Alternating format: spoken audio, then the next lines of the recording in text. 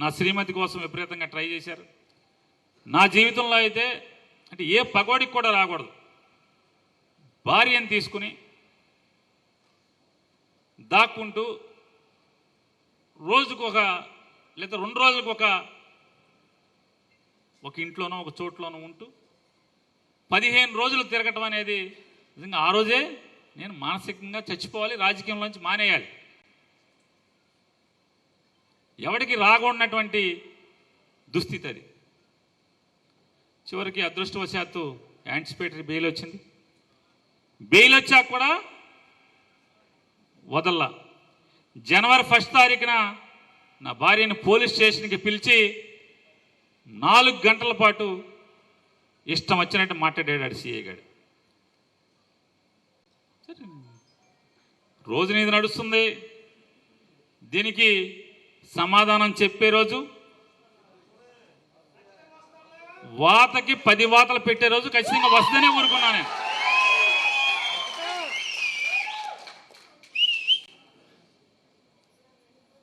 సరే, అది అయిపోయింది. అప్పుడు మన ప్లేడర్ అయినటువంటి అంటే మనకి టీంలో పెద్దోడుగా ఉన్నటువంటి వరదా గారు కానీ ఆయనతో పనిచేసినటువంటి చాలామంది ఇక్కడ కూడా వాళ్ళ మీటింగ్ కూడా వచ్చారు. కొంతమంది మన లీగల్ టీంలో చాలామంది, వీళ్ళందరూ కలిసి నాతో చెప్పింది, దయచేసి మేడం గారికి బెయిల్ వచ్చే వరకు నువ్వు నోరు తెరవబాకు, ఇప్పబాకు, మాట్లాడబాకు అని నన్ను అందరూ బతిమాలారు. నువ్వు ఎట్టపోయినా పర్లా, ఇంటావిడ కదా, వద్దని చెప్తే నేను మాట్లాడాల. వెంటనే టీడీపీ వాళ్ళు వీడు కనపడతలేదు, కుటుంబం అదృశ్యం, వీడు మాట్లాడతలేదు మొదలెట్టారు. నాకు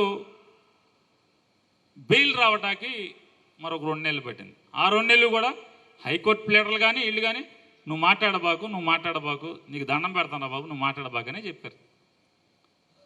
ఇందులో కుటుంబాలు ఉన్నాయి, నువ్వు ఒక్కడివైతే పర్లేదు, ఇంట్లో ఆడవాళ్ళు కూడా ఇరికిచ్చారు కాబట్టి. ఏంటంటే ఇంటి యజమాని, గొడవని యజమాని ఆవిడ పేరు. ఎందుకు ఇంటి ఆవిడ పేరు మీద? ఇప్పుడు నా జీవితంలో బుద్ధి వచ్చిందంటే, రాజకీయాలు తిరిగేవాళ్ళు పొరపాటును కూడా ఇంట్లో ఆడవాళ్ళ మీద ఆస్తులు పెట్టబాకండి, వ్యాపారాలు చేయబాకండి.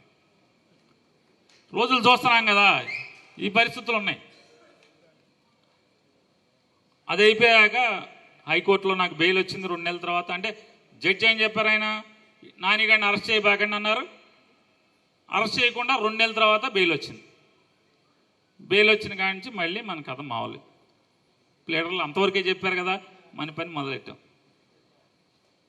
అక్కడి నుంచి వీడికి మదం దిగలేదు, మళ్ళీ మాట్లాడుతున్నాడు, వీడు రెచ్చిపోతున్నాడు. అసలు వీడికి ఆ రోజు టీడీపీ ఛానల్స్ అన్నింటిలో కూడా అసలు వీడి కంట్రోల్ అవ్వట్లేదు. ఒకడు హైదరాబాద్ వెళ్ళిపోయాడు, ఒకడు గుండెపోటు వచ్చింది, ఆడిపోటు వచ్చింది, ఈడిపోటు వచ్చింది, వీడు మాత్రం వీడు దిగట్లేదని చెప్పని మాట్లాడుతున్నారు. అది అయిపోయింది కదా. ఇప్పుడు కొత్తగా ఏంటంటే, మొన్న నకిలీ ఇళ్ల పట్టాల కథ కంచికేనా ఈనాడులో. నకిలీ ఇళ్ల పట్టాల కథ కంచికేనా. మచిలీపట్నంలో 10,000 పట్టాలు ముద్రించి వాటిలో 5,000 పనిచేసిన విచారణ ఏది? గన్నవరం ఘటనపై కేసు పెట్టినప్పుడు ఇక్కడ ఎందుకు మినహాయింపు? నాడు ధర్నా చేసిన కొల్లు రవీంద్ర కూడా ఆ విషయం మర్చిపోయారా? తహసీల్దార్ కార్యాలయంలోనే తయారీ, మచిలీపట్నంలో పేదలకు పేరుని వర్గం పంచిన నకిలీ పట్టా అని ఒకటి వేసాడు. ఈ పట్టాలు నకిలీనా ఏంటా అని మీకు చెప్తాను. ఒక చిన్నది, అసలు ఈ బందర్లో పట్టాలు ఏంటి, ఎలా స్టార్ట్ అయింది చెప్తాను. 2019 ఎన్నికల్లో జగన్మోహన్ రెడ్డి గారు మచిలీపట్నం ఎన్నికల ప్రచారానికి ఏప్రిల్ 8వ తారీఖున 2019 ఏప్రిల్ 8వ తారీఖున మున్సిపల్ ఆఫీస్ దగ్గరికి మీటింగ్కి వచ్చినప్పుడు, మీకు గుర్తుంటే చాలామందికి ఇక్కడ దాదాపుగా ఇందులో 80-90% మంది మీరో మీ తల్లిదండ్రులో ఎవరో ఒకళ్ళు ఆ రోజు వచ్చున్నారు. ఒక్కసారి అది నెమరు వేసుకోండి. దాన్ని కూడా అది ఉందా, అది లేదా, నాది ఉందా? నేను అడిగింది లేదు కదా. నేను ఆ రోజు ఏం చెప్పానంటే, నేషనల్ కాలేజ్ దగ్గర నుంచి హెలికాప్టర్లో మున్సిపల్ ఆఫీస్ దగ్గర తీసుకొస్తా, నేను ఒక మాట చెప్పాను. ఏంటి ఇక్కడ సమస్య ఏంటన్నాడు. 1 పోర్టు, 2 ఇళ్ల పట్టాలు, సుమారుగా ఒక 10,000 పైచీలుకుంటారు. 10 అంటే 10,000 15,000 ఎంత అన్నాడు. దాన్ని నేను ఎక్కడ లెక్కెడతానండి. ఓ 10,000 పైన ఉంటారు వాళ్ళకి మాత్రం మనం 1 పోర్టు పని మొదలెడతాం, 2 ఇళ్ల స్థలాలు కొని ఇళ్ల పట్టాలు పంచి పెడతాం అని చెప్పని ఈ 2 మాత్రం మీరు చెప్పాలి ఖచ్చితంగా అని చెప్పి సరే అన్నాడు. పైకి ఎక్కాక నేను మాట్లాడేశాను, నేను కూడా ఇవ్వాలని చెప్పాను. అయ్యాక ఆ రోజు జగన్ గారు ఏం మాట్లాడాడు కూడా ఒకసారి ఆ వీడియోలో చూడండి, లేదా ఆడియో ఇటు వినిపించండి ఒకసారి. జగన్ గారు ఎలక్షన్కి మాట్లాడింది ఒకసారి వినిపెట్టండి.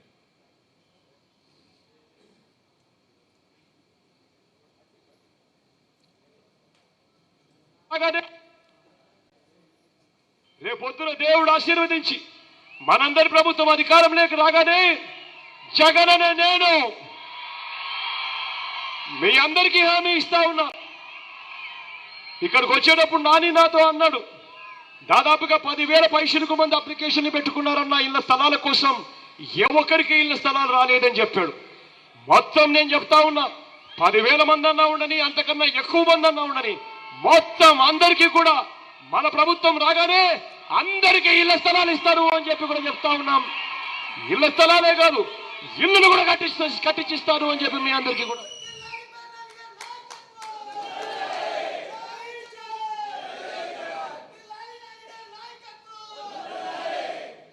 ఇళ్ల పట్టాలు కార్యక్రమం స్టార్ట్ అయింది. స్టార్ట్ అయ్యాక సీఎం ఆఫీస్ నుంచి ఒక అధికారి వచ్చి, ఇదేంటా ఎంతమంది ఉన్నారు ఇక్కడ, ఇన్ని వేల మందికి ప్రభుత్వం మీద బోళంత భారం పడుతుంది, తీసుకెళ్ళి కరగ్రహారం క్యాంబెల్పేట దాటిన తర్వాత ఇదంతా బోళంత పర్ర ఉంది కదా, మొత్తం ఇన్ని వేల మందికి అక్కడ ఇచ్చేసేయండి అని చెప్పాడు.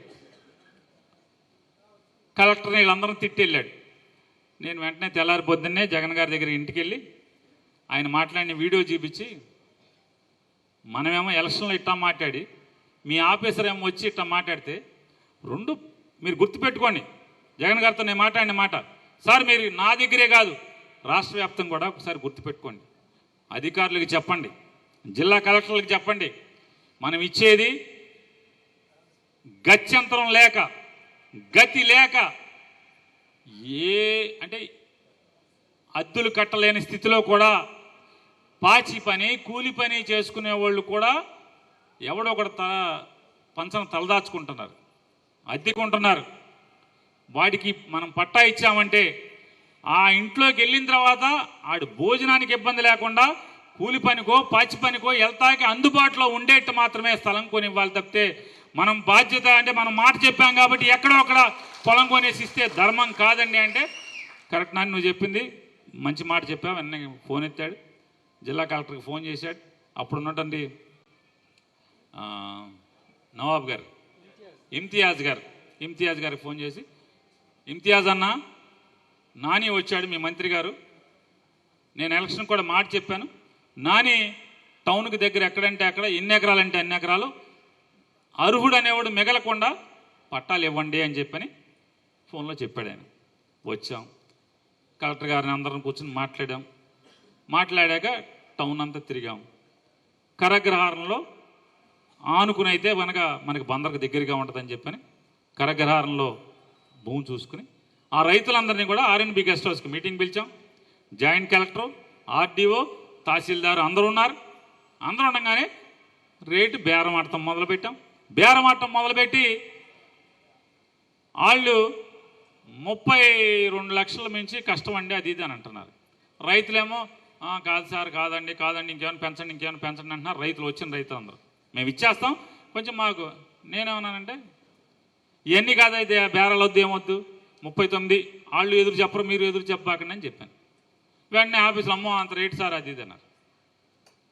మీరు ఒకసారి ఒకటి గుర్తుపెట్టుకోండి, ఒక రైతుని లేదా భూమిని నమ్ముకున్న వాడిని, తాతల నుంచి తండ్రుల నుంచి భూమి వచ్చేవాడిని ఫర్ ఎవర్ అంటే జీవితాంతం ఆ భూమితో బంధం లేకుండా వాడిని తీసి బయటికి తోస్తున్నప్పుడు వాడు నవ్వుతా భూమి ఇచ్చి వెళ్ళాలి తప్పితే ఏడుస్తానో కోర్టులకు వెళ్ళేట్టుగా భూమి ఇవ్వకూడదని చెప్పి నేను చెప్పాను. వాళ్ళు ఎదురు మాట్లాడలేదు, రైతులు ఇట్లాగే చప్పట్లు కొట్టేశారు, లేచి వెళ్ళిపోయి అక్కడి నుంచి ఎవరికాళ్ళు డాక్యుమెంట్స్ తెచ్చి తహసీల్దార్కి ఇస్తున్నారు, అయిపోయింది. సరే ఇక భూమి ఎంఆర్ఓలు వాళ్ళు తిరుగుతున్నారు, భూమి కొన్నారు. నెక్స్ట్ గిలకల దిండి. గిలకల దిండి ఎక్కడ ఇవ్వాలి అని అంటే ప్రసాదు ఆ గిలకల దిండి మన బ్యాచ్ అందరూ కలిసి సకల్ నగర్ పక్కన ఇవ్వండి అని చెప్పారు. వెంటనే అది పోర్టు భూమి అంటే పోర్టు డైరెక్టర్ దగ్గరికి నేను ఫోన్లో మాట్లాడి ఆ డైరెక్టర్ని నాకు అప్రూవల్ కావాలి, ఇన్ని ఎకరాల ల్యాండ్, సీఎం ఆఫీస్ నుంచి కూడా ఫోన్ వస్తుంది నీకు అని చెప్పి ఇక దాన్ని లైట్గా పలచగా నీళ్లు ఉన్నాయి, దానికి నీళ్లు కట్టేసే పని మొదలుపెట్టారు. మొదలు పెట్టంగానే ఇప్పుడు ఏజీపీగాను ఏపీపీగాను ఒక అతనున్నాడు, తిరుమాని కృష్ణ భగవాన్ అని కుళ్ళు రవీంద్రకి సొంత మేనత్త మనవడేది అవుతాడు. తేజ అనేది ఉంది పేరు, అతని పేరు. మేనమామ కొడుకు. ఆ మేనమామ కొడుకా తేజ? మేనత్త మనవడా?